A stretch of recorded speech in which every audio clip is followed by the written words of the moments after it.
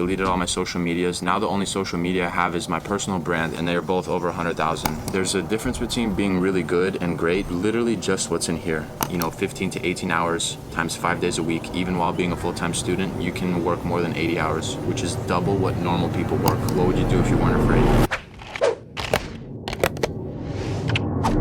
My name is Andrew Kozlovski. I've been featured in Forbes twice, Business Insider twice, and named one of the top 20 entrepreneurs in their 20s by the Los Angeles Business Journal. I've been getting a lot of attention, press, and kind of energy around being a college entrepreneur. I just graduated from USC, the University of Southern California in Los Angeles, about 2 months ago. But during my freshman year, I started a business, and I was 19 and I did it to pay for my own college. I'm from Atlanta, Georgia. I started the business to essentially pay for my private school in LA because that's exactly the school that I thought I needed to be in and the city that I needed to live in. So it was just a combination of a lot of things happening at the same time, and I didn't come from a family that could incur that type of cost, so I had to do it on my own. I was an All-American athlete in high school, and I'm just a lover of entrepreneurship. I think if you had to describe me in one word, it would be an entrepreneur. I'm very ambitious. I have very big goals, and I love creating. I love shooting videos and sharing my story and getting people an insight into my mind, because I think some of the ways that I tick could really help a lot of people. So my story started in Atlanta, but a major part of the story is when I moved out to LA.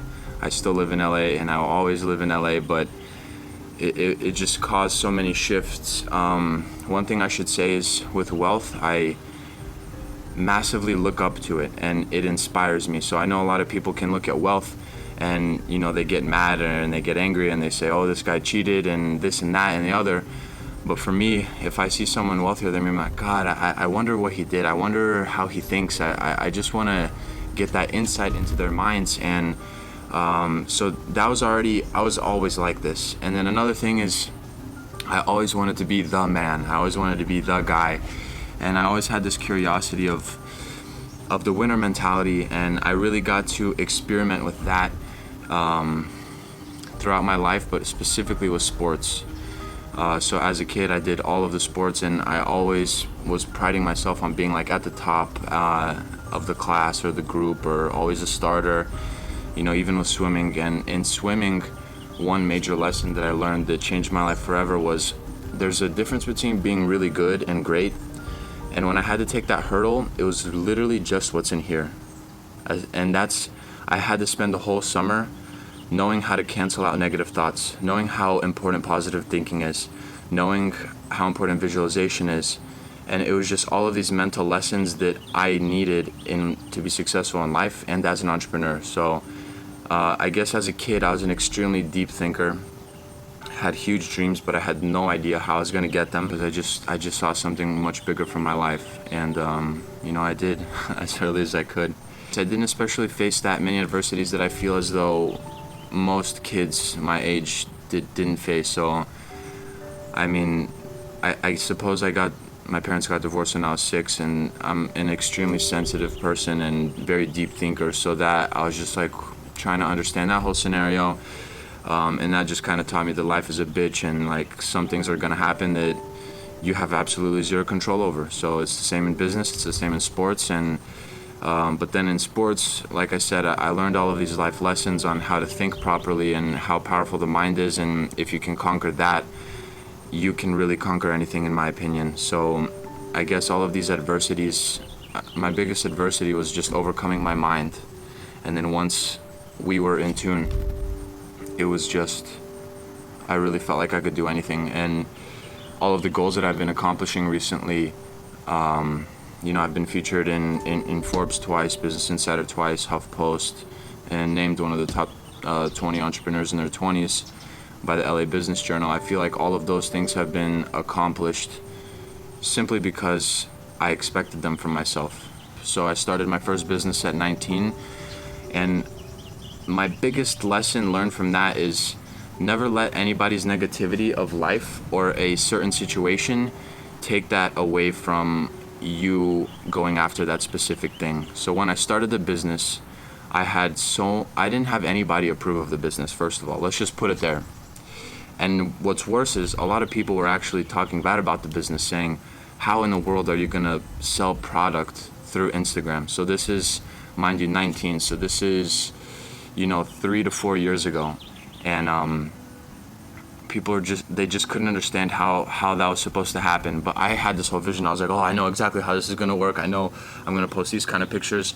I'm gonna appeal to this audience. And I already had like everything planned out. So I never speak of anything until, I connect the dots in my own head. So I was already speaking from a place where I'm gonna do it.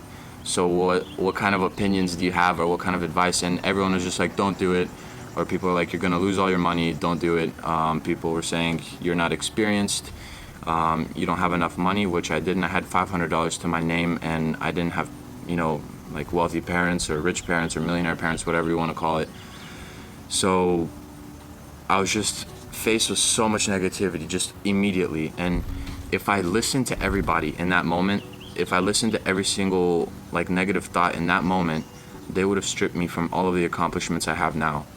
The multiple Forbes features, the over $250,000 in revenue while in college, the LA Business Journal list of making top 20 entrepreneurs, like all this just crazy stuff that's happened in my life, all these accolades would have all been stripped away from me if I had listened to those people in that moment.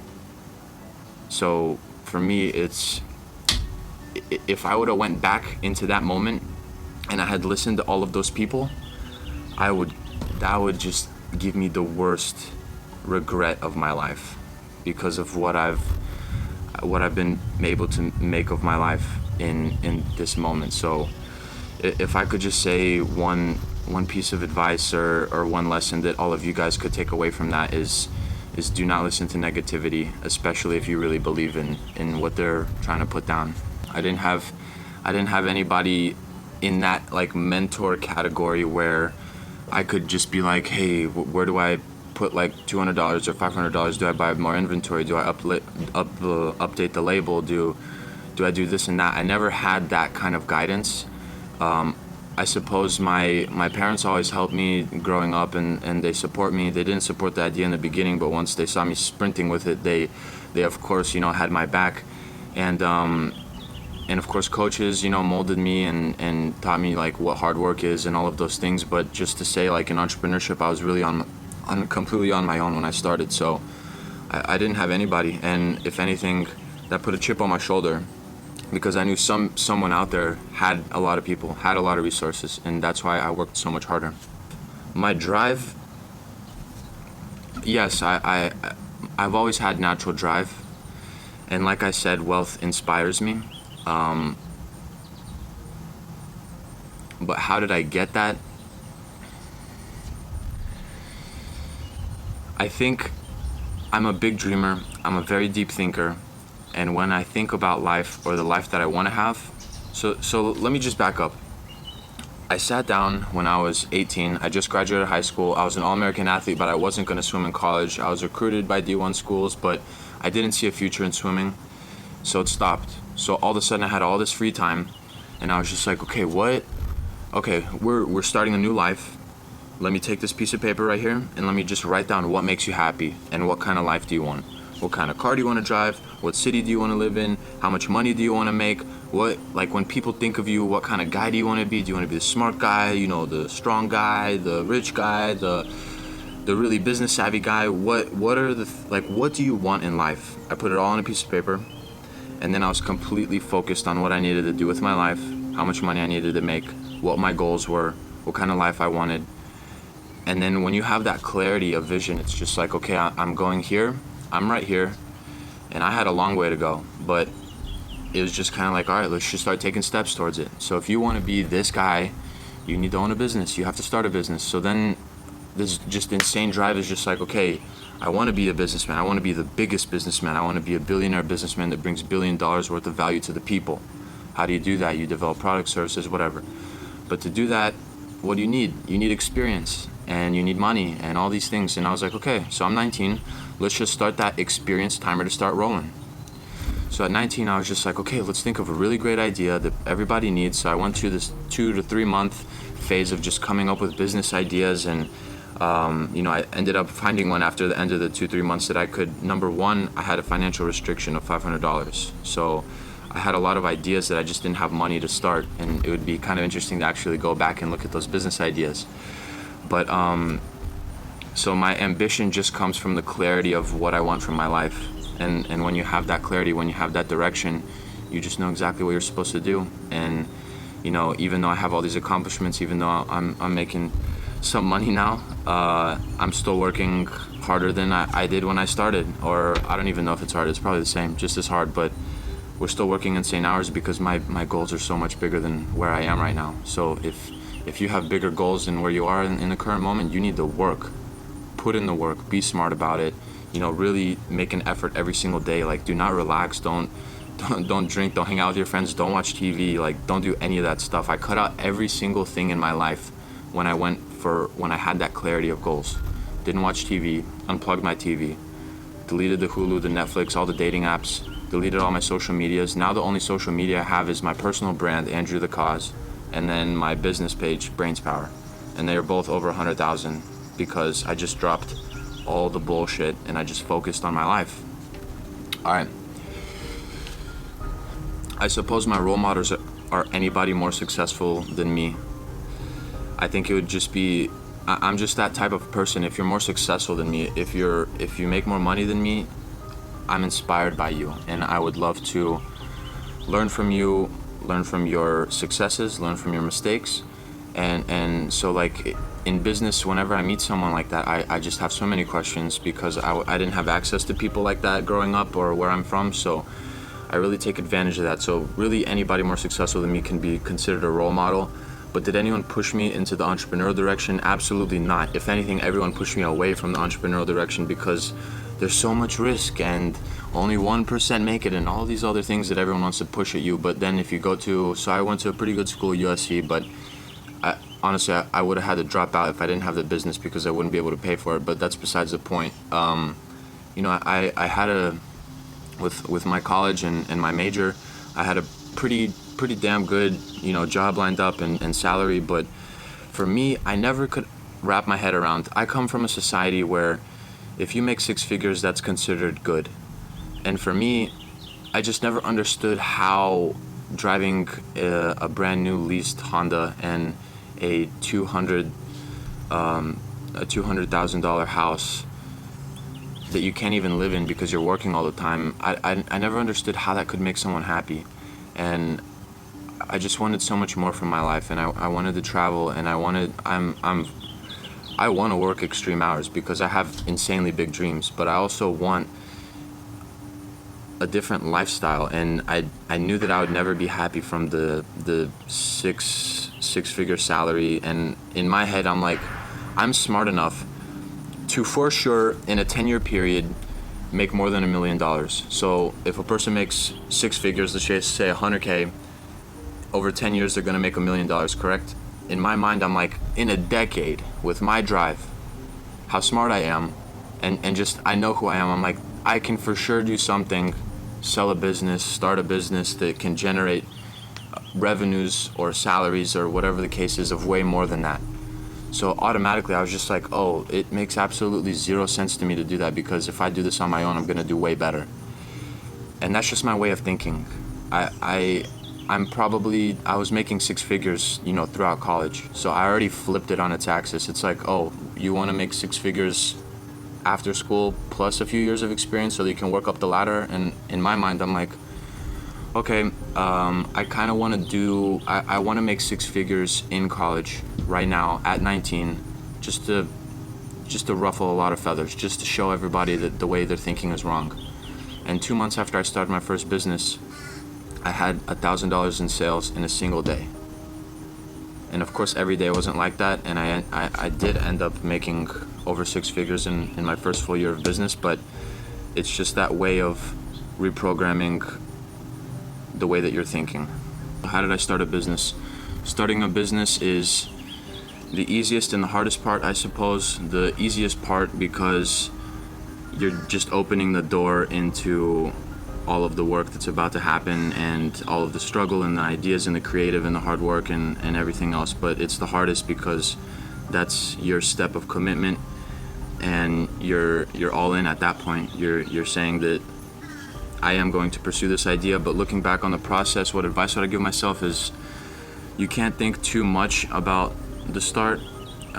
You can only, I have this way of thinking of, you can only convince yourself of so many things, and then eventually you get to a point where it's kind of like you have to just try to know. So in my business, I was convinced 1000% that it's gonna work before I even, jumped. And I guess I was just thinking too much about it. I was putting too much thought into it. And of course I was just really scared because I only had $500 and no experience, and everyone was saying all these negative things. But what I would just say is, if you think it's a very good idea, do not put it off for too long, because of course someone can come along and take it, and it doesn't have to be this insane movement forward. You can just kind of just start slow and then start working. And if you're really busy, if you're a student and you have a job, you can just put in a few hours every single week and just start trucking along, getting there. It was extremely difficult, especially being a college student at USC. You have an opportunity to be a part of a lot of experiences. But in my opinion, here's how I'll put it. If you sat anybody down and you were just like, okay, Jimmy, you can be a Forbes featured entrepreneur, $250,000 in revenue, all of these, entrepreneurial accolades, but you're gonna have to miss all of the parties except for a few, and I'm gonna need your summers and your weekends throughout college. You're gonna get good grades, you're gonna have time for social life, you're gonna have a girlfriend at one point, but I need you to really give me everything you got. And then you go to the other person, it's like, okay, you can go to all the parties, you can go to all the spring breaks, you can drink as much as you want, but you're not gonna have anything when you graduate. I promise you, every single person is gonna pick the other path. Because when you're an entrepreneur, you can take as many days off as you want. It's just gonna directly correlate into how successful you are. So of course, if I felt like I was like, oh man, I'm really missing out, I would go out. But it got to a point where it was just like, I just could not care less about what people are doing. I didn't want to go on a spring break vacation. I just wanted to work on my business, beat on my craft, and become the man that, in me right now, in my head right now, I know exactly the man that I can be and the businessman that I can be. How long it's going to take for me to show everyone else who that man is could take a while. And I know that, so I'm always working towards that. And when you're that focused, you don't care about the parties. And as far as education goes, how did I balance business and education? This is how I did it. You have school, which I would put on Tuesdays and Thursdays. So my freshman year, I couldn't do that. I had classes every single day. But every year after that, you get priority when you get higher up to pick your classes. And what I did was I put all of my classes from 8 a.m. until 8 p.m. on Tuesday and Thursday, and then from 8 p.m. until midnight to 2 or 3, I would do the homework, the essays, all the assignments. So what that left me with is Monday, Wednesday, Friday, Saturday, and Sunday, completely blown open for entrepreneurship. And on those days, I would spend 15 to 18 hours working, researching, fulfilling orders, shooting videos, whatever the case was. It was changing every single day, and that's the most beautiful part of entrepreneurship, is you just flow like water. Wherever you need to go, that's where you're going to be. And so I had 5 days blown open, and when you calculate 15 to 18 hours times 5 days a week, even while being a full-time student, you can work more than 80 hours, which is double what normal people work. So when people are like, how do you balance? I'm like, you have more than enough time to balance everything. And then let's say you wanted to go to a party, just subtract 3 hours from that 80 plus hours of your business. So really it's so easy. You can go to the party, you can run a successful business, and you can be a full-time student at the same time. Yeah, it's going to be hard. You might sleep a little less, but if you want great things in life, no one said that they're supposed to be easy. So that's how I balanced everything. You do it, you have more than enough time to do it. There's really no secret. Like, everybody could do what I did. It's just, are you dedicated enough to work 80 plus hours and be a full-time student? So I do have two mottos that I live my life by. In the short term, it's what would you do if you weren't afraid? So when you're starting a business, ask yourself, what would you do if you weren't afraid? You would start the business, right? if you find a new marketing tactic, but you have to spend a little bit of money, but you don't have that much money, what do you ask yourself? What would you do if you weren't afraid? So in the short term, I love to ask myself that, and what it gets me doing is in this way of thinking of a little bit less fearless, and you know, that really helped me a lot, especially in the beginning. So right now, it's not as scary. Like I can, you know, lose, if I lost, say, $500 or $1,000 right now on a marketing tactic that I thought would work, it wouldn't kill me. But back then, it would be devastating. So back then, I just had to really do my research, and if I really thought something would work, I just needed to go for it. You couldn't think about it too much. So my motto in the long term is make the impossible look easy. And that's how earlier in the story I was saying, instead of people waiting to get a degree and years of experience to make six figures, I wanted to make six figures while in college, while still being a full-time student, all that stuff. And a lot of people, well, you know, want to put starting a business off until the future, and just specifically with getting into Forbes, people are like, oh, that's a lifetime achievement. And I'm like, why don't I also do that while in college? So I always want to flip all of these really huge things that a lot of people accept as big and impossible and things like that. And I want to take all these things that people see as big and impossible and then make it look easy. Do it in such a time span that, you know, is like, how is that possible? Especially where I came from. I didn't come from a lot of money. I didn't have big investors or big names that helped me, big mentors, whatever the case is. I really did it on my own. So I really have this chip on my shoulder to just be like, not only am I going to succeed, I'm going to do it quick, and I'm going to show everybody like who Andrew Koz is. So those are my two mottos. The reality of owning a business versus what I thought it would be is exactly the same, because you control your day, you work how much you want to work. So if you're lazy, you're going to work less. If you're really ambitious, it just blows open more time for you to be ambitious and more time to work. And, you know, I love how creative it is. It's very adaptive. So I know a lot of people that love structure in their days, and people that work in corporate America love, you know, the structure. There's no structure here. So if you do something for 3 straight months and then all of a sudden it doesn't work the next day, you can't just sit there and cry about it. Boom, next idea. And you start being creative again. You come up with a good idea, you execute it. Does it work? No. On to the next. You have to move again like water. In business and entrepreneurship, you just have to move like water. You have to be quick with your decisions, and you know, that's just so fun. Like for me, I never wanted to do the exact same thing every single day. So in school, mostly like high school, middle school, things like that, I was just going crazy because I hated doing the same stuff over and over again, and I did, especially when I didn't see the point to it. But here, you see the point to it, because if you do something right, your sales go up, and then if you don't do something, you don't have sales. So it's like this really extreme feedback loop, and you know, that's just insane, and I love how different it is. So some days I could be shooting a video, some days I could be gathering content for either my social or shooting a video for my personal brand. You know, I could be doing interviews, just fulfilling orders, adding distribution. Like, it's so different, and there's so many tasks that I personally have that I could be working on today, that you're almost kind of like, all right, what's the most effective use of my time right now, or what's the most important now? Because some tasks are equally important, but you need to do this now in order to do something else. And it's just this crazy web, and it's exactly what I thought it would be. And yeah, it's just very chaotic, and that's my favorite part. I love the chaos of it. My work ethic, I would say the easiest way to describe my work ethic is obsession.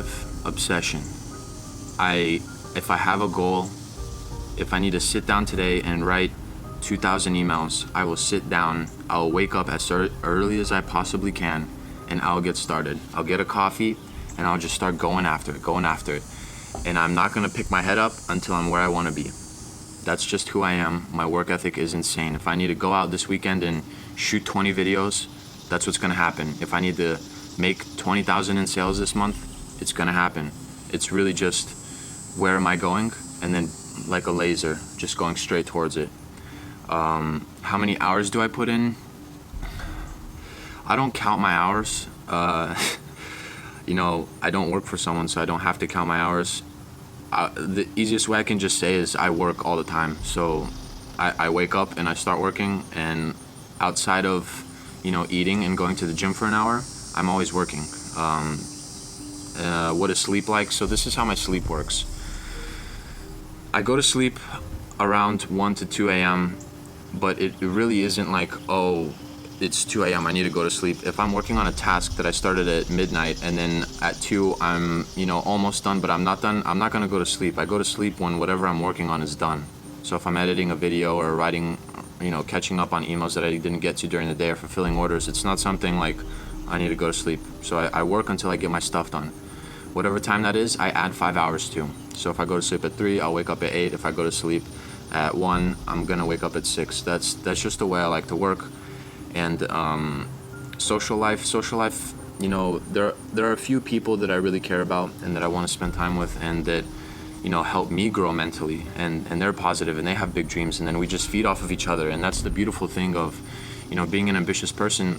You start to find all those really ambitious people that are very busy too. So it's not as if you guys are always available, that you can always like hang out. So if anything, when you do hang out, it's actually really special because you both know how busy each other are, and you talk about what you guys are doing. And that's the most beautiful relationships that I started developing, is people that are just as ambitious as I am, just as busy as I am, and they're not just sitting around.